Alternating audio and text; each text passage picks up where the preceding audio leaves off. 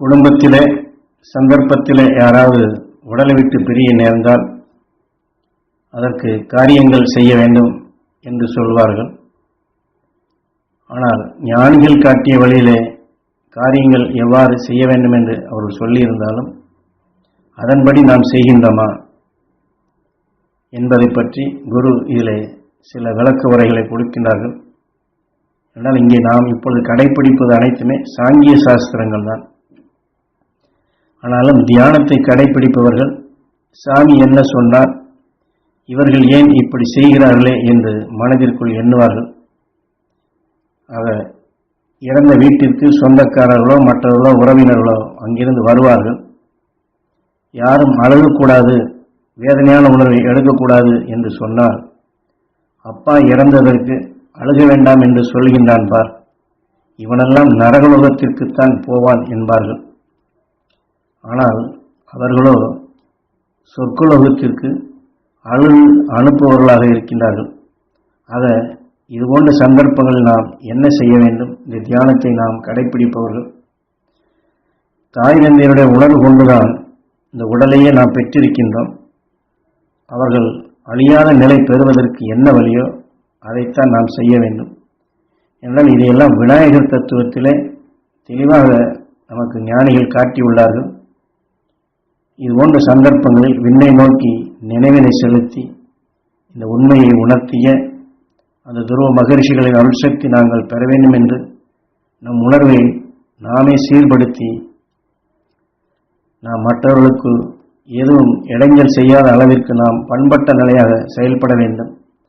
அமைதியாக இருந்து சப்தரிஷி மண்டல உணர்வுகளை நமக்குள் வலுவாக்கி கொண்டு உடலை விட்டு பிரிந்து சென்ற எங்கள் குலதெய்வங்களான உயிரான்மாக்கள் அந்த சப்தரிஷி மண்டலத்துடன் இணைந்து அழியா ஒளி சரீரம் பெற வேண்டும் ஈஸ்வரா என்று நாம் உந்தி தள்ள வேண்டும். அந்த ஆன்மாக்களை பாசத்தாலே பண்பாலே இழுத்துவிடக்கூடாது, உந்தி தள்ள வேண்டும். இதுதான் ஞானிகள் நமக்கு சாஸ்திரப்படி காட்டிய பேருண்மை.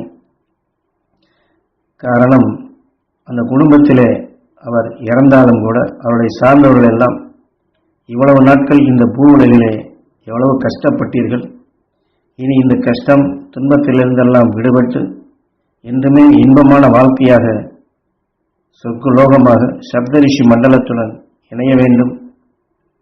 உடல் பெறும் உணர்வு கரைந்து அழியா ஒளி சரீரம் பெற்று பேரானந்த பெருநிலை பெற வேண்டும். பெரும் மகிழ்ச்சியாக அந்த சப்தரிஷி மண்டலத்துடன் இணைந்து வாழ்வாங்கு வாழ வேண்டும் என்று நாம் எல்லோரும் சேர்ந்து அந்த ஆன்மாவை இன்னுக்கு உந்தி தள்ள வேண்டும். ஆனால் வழக்கத்திலே மற்றவர்கள் என்ன செய்கின்றார்கள்? பொதுவாக பாசத்தால் எண்ணி கீழே தான் இழுப்பார்கள். என்னை காப்பாற்றினாயே, எனக்கு அனைத்தையும் கொடுத்து உதவினாயே, எங்களை விட்டு போய்விட்டாயே என்று ஜிர்ரென்று அவரவர்கள் உணர்வுக்கு தக்க பல பல உணர்ச்சிகளை தூண்டி அரற்றி வேதனைப்பட்டு தானும் அழுது மற்றவர்களை வேதனைப்படுத்தும் நிலையாக அவர்களை எண்ணி இப்படி விட்டுவிட்டு போய்விட்டாயே என்று சொல்லி அந்த ஆன்மாவை இழுக்கும் நிலைதான் வரையும். அவருடைய நண்பராக இருப்பவர் கூட என்ன நினைப்பார்? இவ்வளவு தூரம் எனக்கு உதவி செய்தாயே நண்பா நீ போய்விட்டாயே என்று அவரும் இழுப்பார். இப்படி அவருடன் பழகியவர்கள் நாலா பக்கமும் இந்த பாச கயிறால் ஆளுக்கு ஒரு பக்கமாக இழுப்பார்கள்.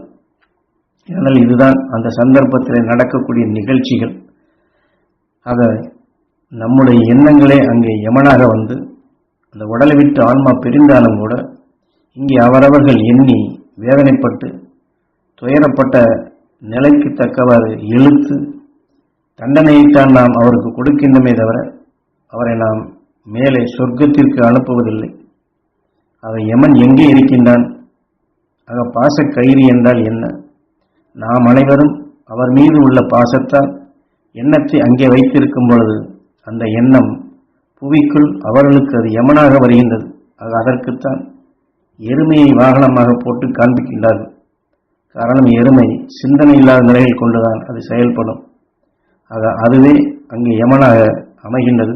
நம்முடைய எண்ணமே யமனாகின்றது. காரணம், துயர்ப்படும் உணர்வின் தன்மை அந்த வலு நமக்குள்ளேயே இழுக்கப்படும் பொழுது உடலை விட்டு பிரிந்த ஆன்மா இங்கேயே வந்து விடுகின்றது. அப்பொழுது அதற்கும் தண்டனை கொடுக்கின்றோம்.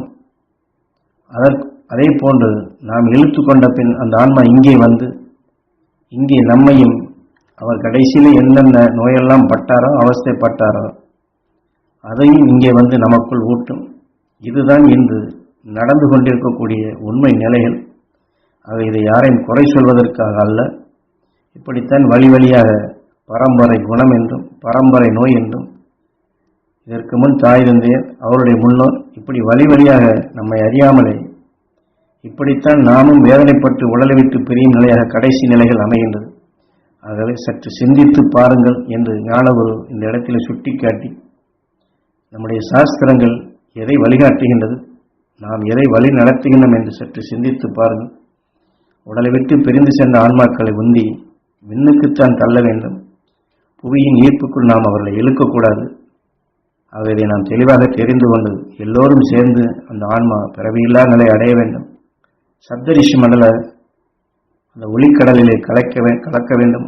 அங்கே உடல் பெருமளவில் கரைந்து பிறவியில்லா நிலை அடைய வேண்டும் என்று உந்தி நாம் செலுத்த வேண்டும். இதுதான் நாம் செய்ய வேண்டிய காரியம் என்று ஞான குருவிலே உணர்த்துகின்றார்கள்.